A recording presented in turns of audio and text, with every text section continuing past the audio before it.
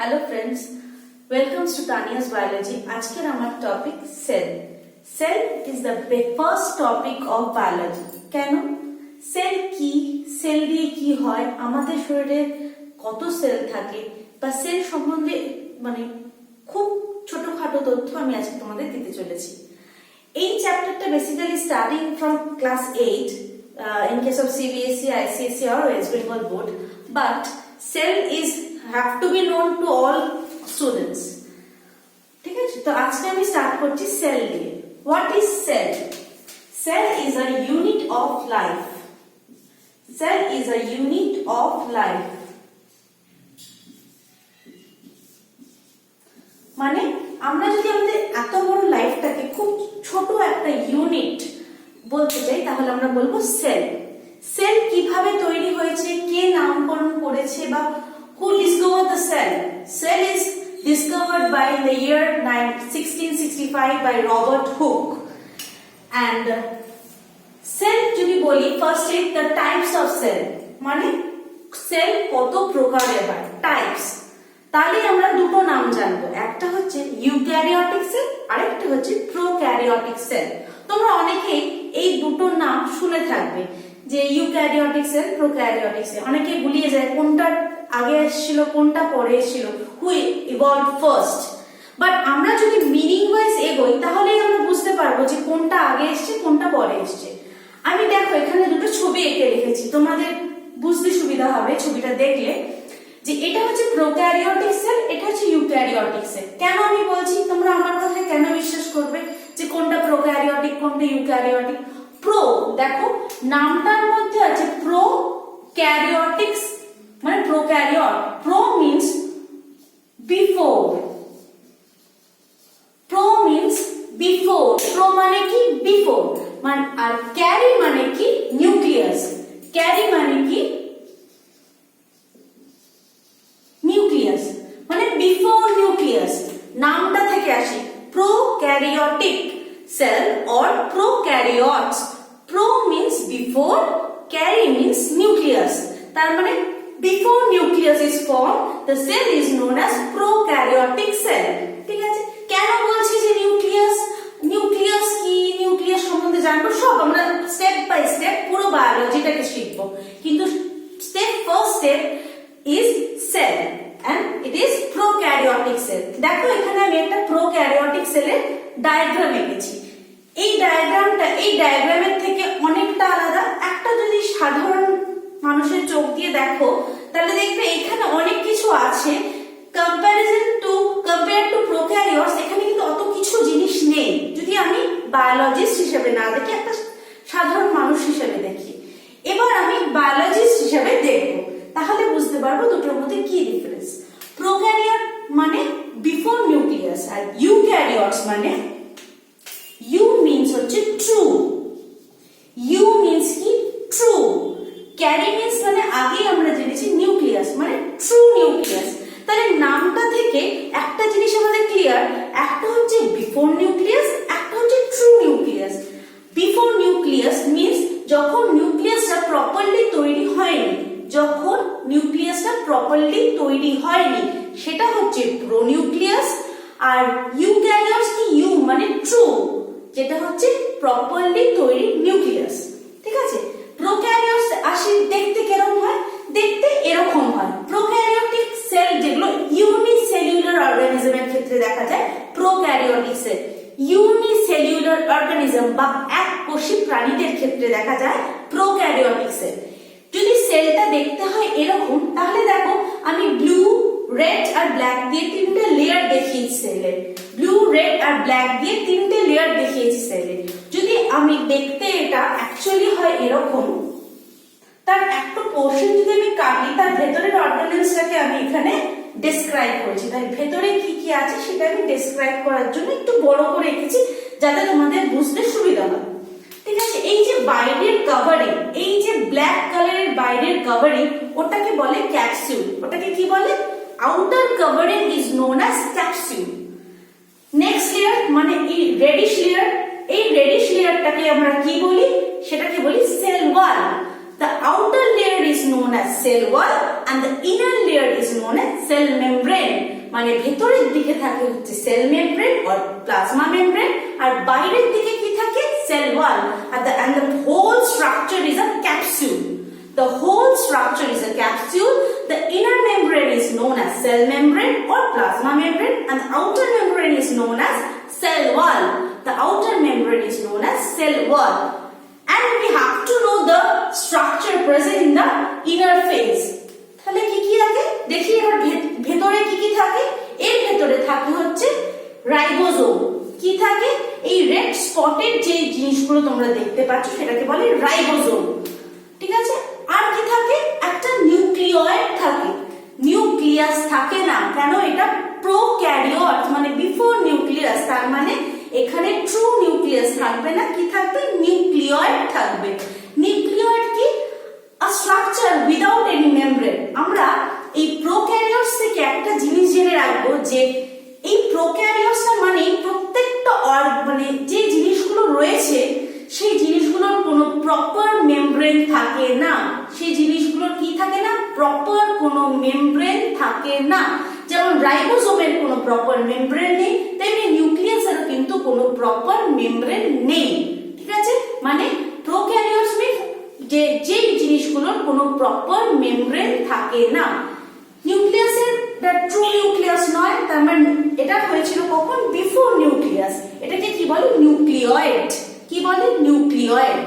তাহলে কি কি দেখলাম, আমরা দেখলাম ক্যাপসুল, আমরা দেখলাম সেল ওয়াল, আমরা দেখলাম সেল মেমব্রেন, তার মধ্যে রয়েছে রাইবোজোম, আর কি রয়েছে, নিউক্লিয়য়েড। তাহলে এই লেজের মতো অংশটা কি, তাই না, এখানে একটা লেজের মতো অংশ দেখা যাচ্ছে, ওটা কি, ওটা হচ্ছে ফ্ল্যাজেলাম। ওটা কি, ওটা হচ্ছে ফ্ল্যাজেলাম। ফ্ল্যাজেলাম নামটা শুনে থাকতে পারো।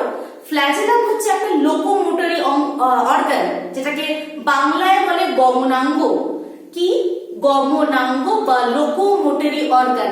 তোমরা অনেকে ইউগ্লিনার নাম শুনে থাকবে, আমি জানি না কতজন ইউটিউবে বা কোথাও ইউগ্লিনাকে দেখেছো, স্কুলে দেখে থাকতে পারো, কলেজে আন্ডার মাইক্রোস্কোপ দেখতে পারো। ইউগ্লিনা দেখবে অন্যান্য ইউনিসেলুলার অর্গানিজমের থেকে একটু আলাদা, কারণ ইউগ্লিনার মধ্যে এমন একটা ফিচার্স আছে যেটা আমাদের মধ্যেও নেই। কি ফিচার্স, ওর দেখতে গ্রিন কালারের, ও দেখতে গ্রিন কালারের, কেন, ওর মধ্যে ক্লোরোফিল থাকে।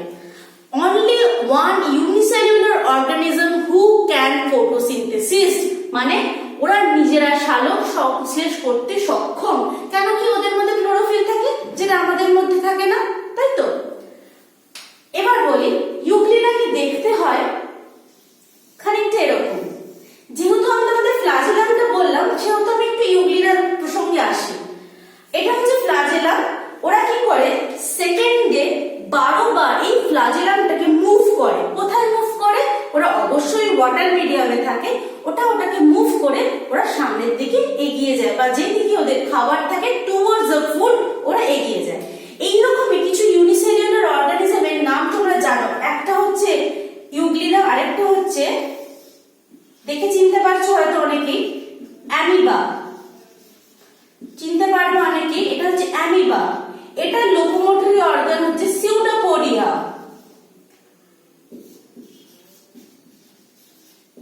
এটা লোকোমোটরি অর্গান হচ্ছে সিউডোপোডিয়া, বা বাংলা যেটাকে বলে ক্ষণপদ। বোঝা গেল, তার মানে ইউনিসেলুলার অর্গানিজম মানে যেই অর্গানিজম বা যেই অ্যানিমালটার একটাই মাত্র সেল থাকবে, অনলি ওয়ান সেল। ওই ওয়ান সেল ইউনিট মানে this cell is responsible for excretion, respiration, circulation, reproduction.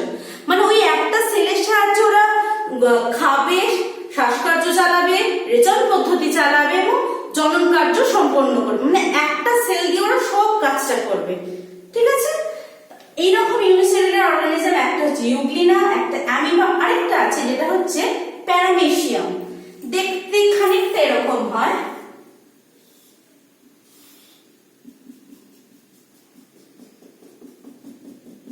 এই যে আমি যেগুলো আঁকছি সেগুলো হচ্ছে, তোমরা জানো কি সেগুলোকে কি বলে?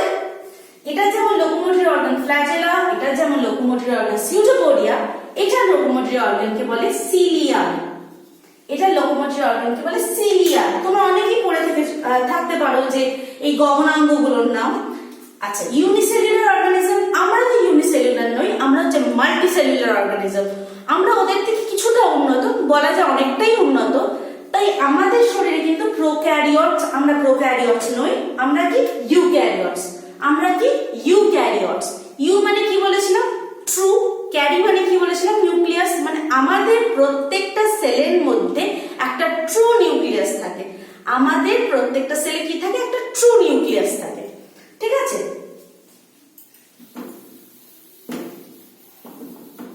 আচ্ছা, এবার যদি দেখি একটা ইউক্যারিওটসে কি কি থাকে, দেখো অনেক কিছু থাকে। একটা ইউক্যারিওটসে কি থাকে? অনেক কিছু থাকে। যেমন এই যে রেড কালারের একটা আউটার মেমব্রেন এঁকেছি, এই রেড কালারের মেমব্রেনটাকে বলা হয় সেল মেমব্রেন বা প্লাজমা মেমব্রেন। কি বলে?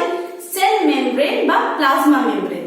তার দেখো তার ভিতরে যার মধ্যে এই সব অর্গানেলস গুলো রয়েছে সেটাকে বলে কি? সাইটোপ্লাজম।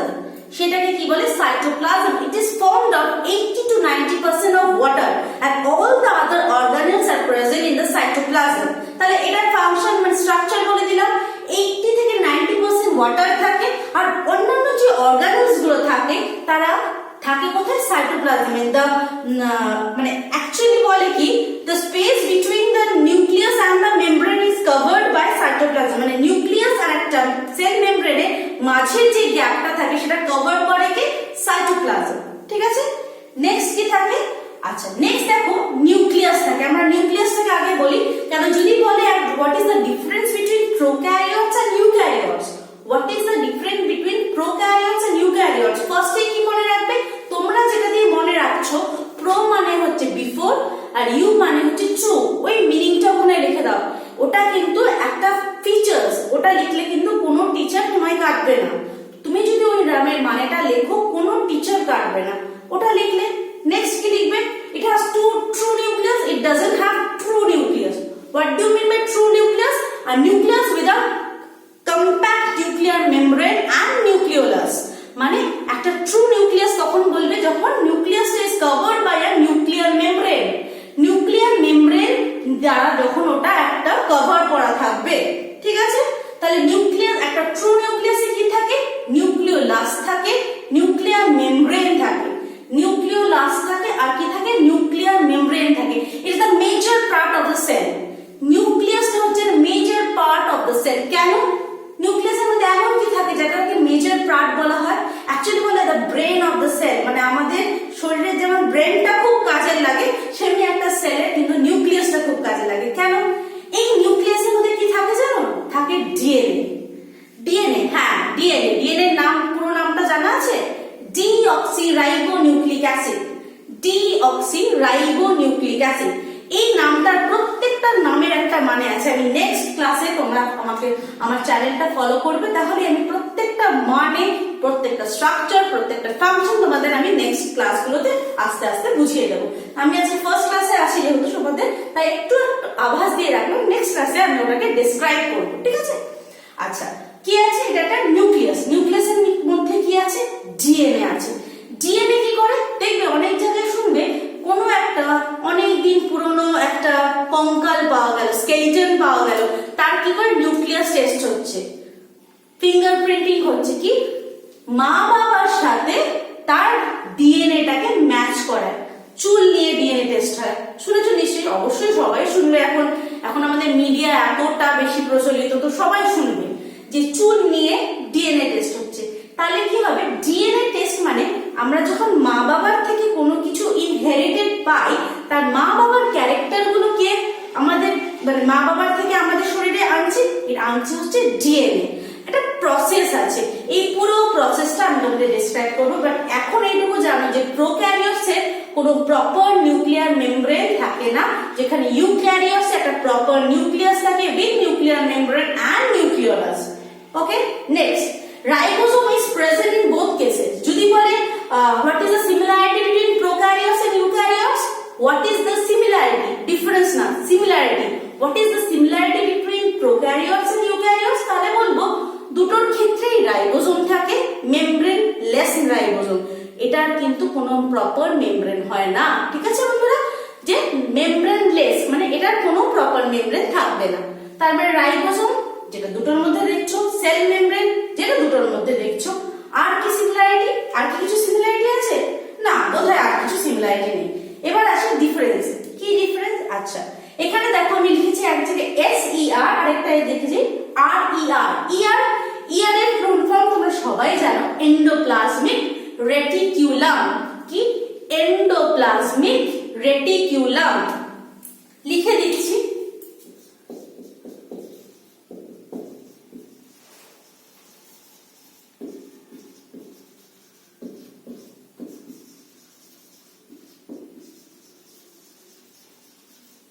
Endoplasmic reticulum. এখানে দেখো এন্ডোপ্লাজমিক রেটিকুলাম সবগুলোই, মানে সেটা SER হোক বা RER। SER হচ্ছে স্মুথ, S মানে স্মুথ, R মানে রাফ। S মানে স্মুথ, R মানে রাফ। আচ্ছা, স্মুথ আর রাফের মধ্যে একটা ডিফারেন্স আছে, বলবো। তার আগে বলি, দেখো ওই SER বা RER সবগুলোই কিন্তু রয়েছে নিউক্লিয়াসকে ঘিরে, সবগুলোই কিন্তু রয়েছে নিউক্লিয়াসকে ঘিরে, ঠিক আছে। RER হচ্ছে এন্ডোপ্লাজমিক, মানে ER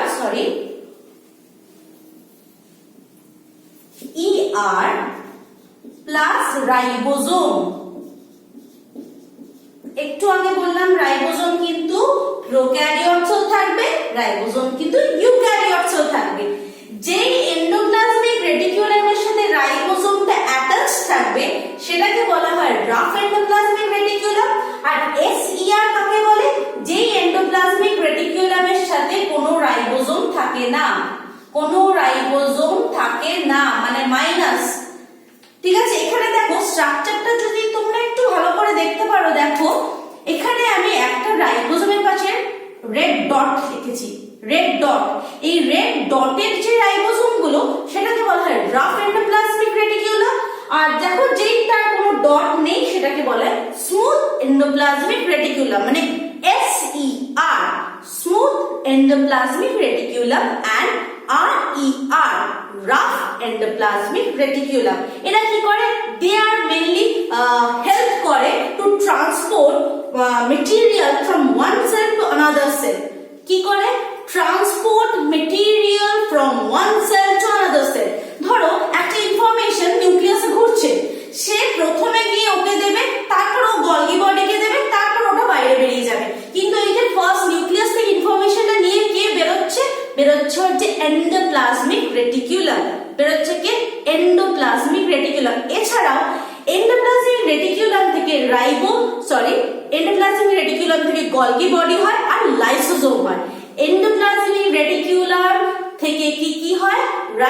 লাইসোজোম হয় আর গলজি বডি হয়, ঠিক আছে।